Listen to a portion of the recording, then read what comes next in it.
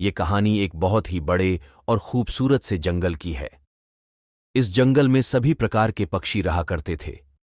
जंगल में एक मीनू चिड़िया अपने पति मानव चिड़े के साथ रहती थी।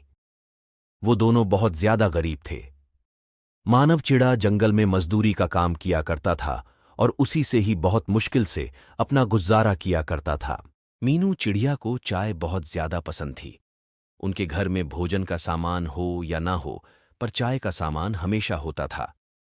जैसे ही मानव चिढ़े को ज्यादा दाने मिलते थे तो मानो चिढ़े को काफी ज्यादा चाय का सामान लाकर घर में रखना पड़ता था। मीनू चिड़िया की इसी आदत को मानो चिढ़ा बिल्कुल भी पसंद नहीं करता था। अरे मीनू चिड़िया, मैंने तुम्हें कल काफी ज्यादा दाने दिए थे घर का सामान लाने के लिए। बताओ तो जरा, क्या लेकर आई हो तुम? अच्छा रुको तो जरा, मैं अभी लाके दिखाती हूँ मैं क्या लेकर आई हूँ। बस फिर मीनू चिड़िया काफी ज्यादा चाय का सामान लाकर मानो चिढ़े के सामने रख देती है। अरे ये क्या? मैंने तुम्हें इतने सारे दाने दिए थे और तुम सारे दानों का चाय का सामान लेकर आ गई हो। आखिर तुम्हें करना क्या इतने चाय के सामान का? तुम कौन सा चाय का कारोबार करती हो? अरे वाह मानो चिड़े, तुमने तो बातों ही बातों में कितना अच्छा आइडिया दे दिया है मुझे। अरे भाई, क्या हो गया है तुम्हें? मैं तुमसे क्या पूछ रहा हूं और तुम मुझे क्या जवाब दे रही हो? अरे मानो चिड़े, मेरे पास तुम्हारी किसी भी बात का जवाब नहीं है। अब तुम सुबह ही देखना क्या होता है। बस फिर मानो चिढ़ा काफी ज्यादा गुस्से में सो जाता है। मीनू चिड़िया अपने मन ही मन सोच रही होती है। मानो चिड़े की बात से मुझे कितना अच्छा आइडिया मिला है। अब कल सुबह से ही मैं अपने घर के आगे टेबल लगाकर चाय बेचूंगी और अपना काम शुरू करूंगी। अब अगले दिन सुबह होते ही मीनू चिड़िया ने जैसा सोचा होता है वैसे ही वो अपने घर के आगे चाय का सारा सामान लगाकर बैठ जाती है। थोड़ी ही देर में पक्षी भी उसकी दुकान पर चाय पीने आ जाते हैं। थोड़ी देर बाद जब मानो चिढ़ा उठकर देखता है कि मीनू चिड़िया तो घर के बाहर चाय बेच रही है। अच्छा, तो ये करने का सोच रही थी तुम कल। अब अगर तुमने चाय बेच दी हो तो जरा मुझे भोजन भी दे दो। अरे मानो चिड़े, तुम्हें दिख नहीं रहा है कि मेरा काम चल रहा है। आज तुम खुद भोजन बनाकर खा लो। मगर मीनू चिड़िया, घर का चूल्हा उठाकर तो तुम बाहर लेकर आ गई हो। ठीक है भाई, मैं ही दे देती हूँ तुम्हें भोजन। थोड़ा सा सब्र करो, घर में जाओ। फिर ऐसे ही चाय बेचते बेचते शाम हो जाती है। मीनू चिड़िया की अच्छी खासी कमाई हो जाती है। अब मीनू चिड़िया के पास बस थोड़ी सी ही चाय बच गई होती है। अब एक काम करती हूँ, ये चाय मैं पेड़ के किनारे डाल देती हूँ और घर पर जाकर मानव चिड़े को भोजन दे देती हूँ। बस फिर अब मीनू चिड़िया अपने बाजू वाले पेड़ के किनारे चाय डाल देती है और घर पर आकर मानो चिढ़े को भोजन दे देती है। अब भोजन करने के बाद वे लोग सो जाते हैं। अगले दिन सुबह जब मीनू चिड़िया अपने घर से बाहर आती है तो देखती है कि मीनू चिड़िया ने जिस पेड़ के नीचे चाय डाली थी उस पेड़ के ऊपर पत्ती के पौधे लगे होते हैं। ये देखकर मीनू चिड़िया काफी ज्यादा खुश हो जाती है और मानो चिढ़े को भी बुलाकर ले आती हैं। अरे वाह, मीनू चिड़िया सच में ये पत्ती के पौधे हैं। अब हमें बाजार से जाकर चाय की पत्ती नहीं लानी होगी। देखना मानो चिड़े, अब मेरा ये चाय का कारोबार कितना आगे जाएगा। अब मीनू चिड़िया उस पेड़ से पत्ती निकाल कर ले आती है और चाय बनाने लगती है। मीनू चिड़िया, जंगल में पत्ती तो बहुत ज्यादा महंगी है। फिर तुमने क्या सोचकर चाय का कारोबार शुरू किया है? अब मैं तुम्हें क्या बताऊं कालू। समझो, मुझे ये पत्ती मुफ्त में मिलती है।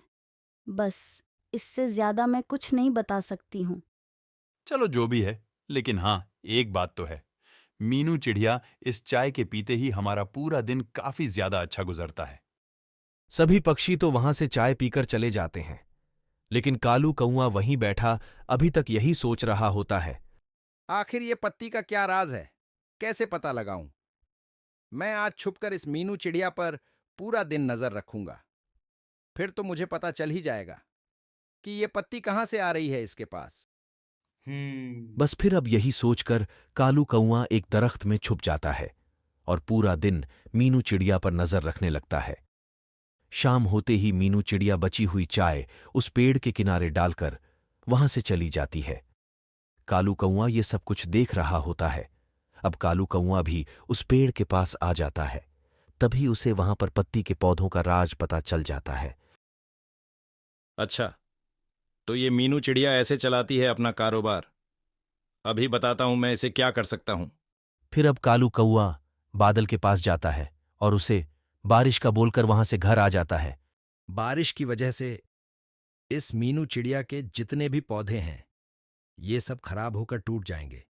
फिर देखूंगा मैं कैसे चलाती है ये मीनू चिड़िया अपना कारोबार। थोड़ी ही देर में जंगल में बारिश शुरू हो जाती है। मीनू चिड़िया भी सोच रही होती है, अरे ये बारिश अचानक से कैसे शुरू हो गई है? कहीं बारिश के कारण पत्ती के पौधे खराब ना हो जाए। बस फिर अब मीनू चिड़िया बारिश रुकने का इंतजार करती है, पर पूरी रात बारिश नहीं रुकती है। अब अगले दिन जब मीनू चिड़िया उस पेड़ के पास आकर देखती है तो वहां पर तो और भी काफी ज्यादा अच्छे और ताजे पत्ते उग गए होते हैं। इस बारिश से तो मेरा और भी ज्यादा फायदा हो गया है। चलो अब जल्दी से चाय बना लेती हूँ। थोड़ी ही देर बाद सभी पक्षी चाय पीने के लिए आ जाते हैं। मीनू चिड़िया भी अब सभी पक्षियों को चाय पिला देती है। सभी पक्षी खुशी खुशी चाय पी रहे होते हैं और कालू कौआ अपनी चाल नाकाम होने पर काफी ज्यादा पछता रहा होता है। हे भगवान, बस यही होना बाकी था। माँ जी, उठिए, देखिए ना, छत से पानी टपक रहा है। हाय राम, अभी तो बारिश का मौसम पूरी तरह आया भी नहीं और छत का ये हाल। चलिए माँ जी, उस तरफ चलते हैं, वहाँ पानी से बचे रहेंगे। पूरी रात उस छत से पानी टपकता रहा।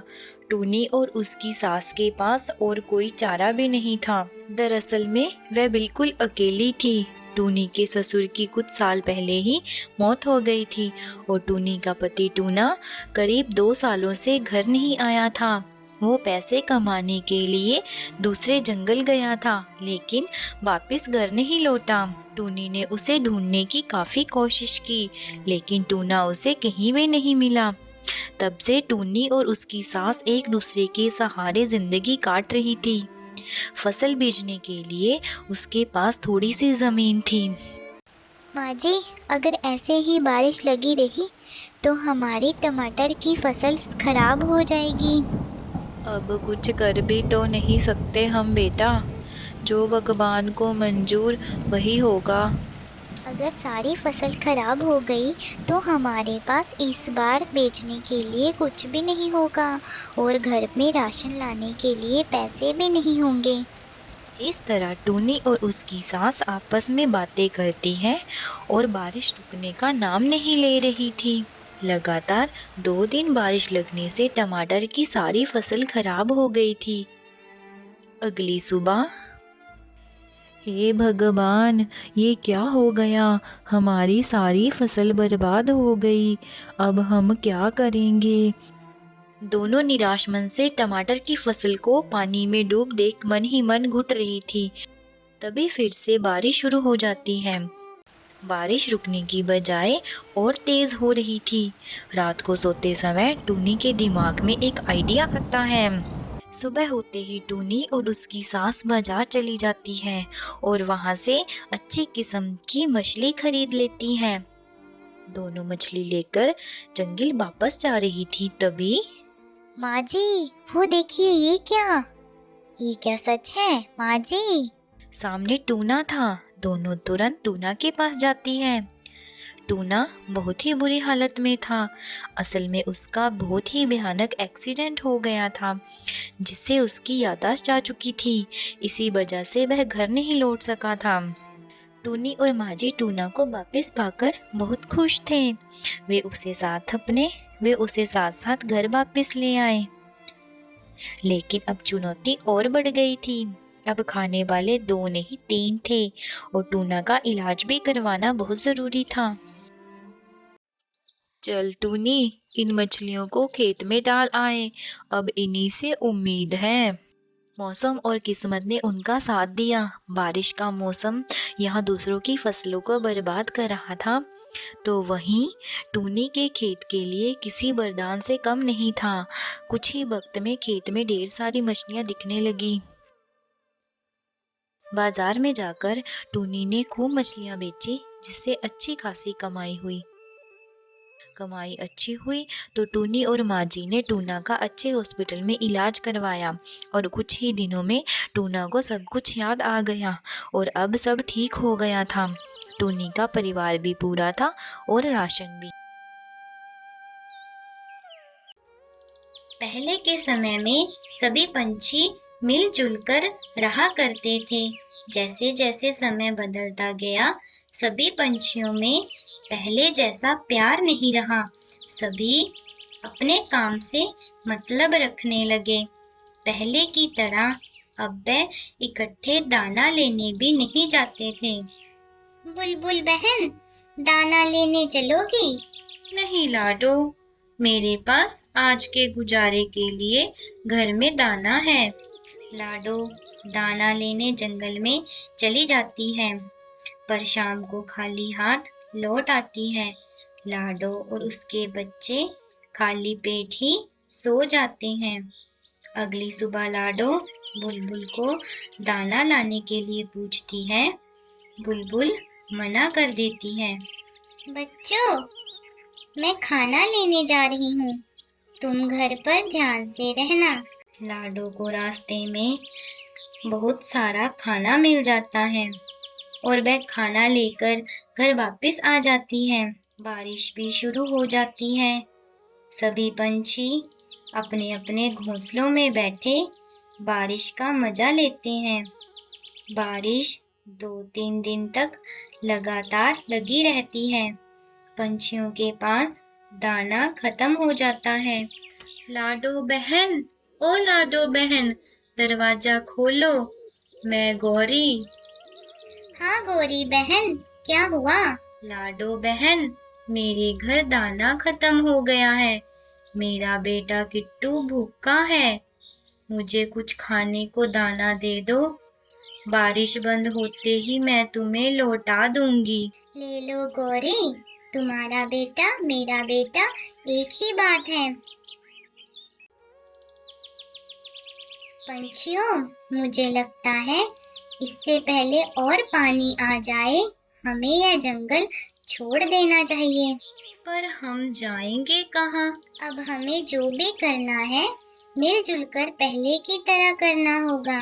सारे पंछी एक सुरक्षित स्थान चुनते हैं और मिलजुल कर काम करते हैं।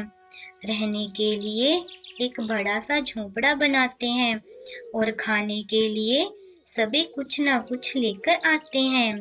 सारे पंछी एक सुरक्षित स्थान चुनते हैं और मिलजुल कर काम करते हैं। रहने के लिए एक बड़ा सा झोंपड़ा बनाते हैं और खाने के लिए सभी कुछ ना कुछ लेकर आते हैं। हम पंछियों को पहले की तरह मिलजुल कर रहना चाहिए, जिससे हम हर कठिन परिस्थिति से निकल सकें।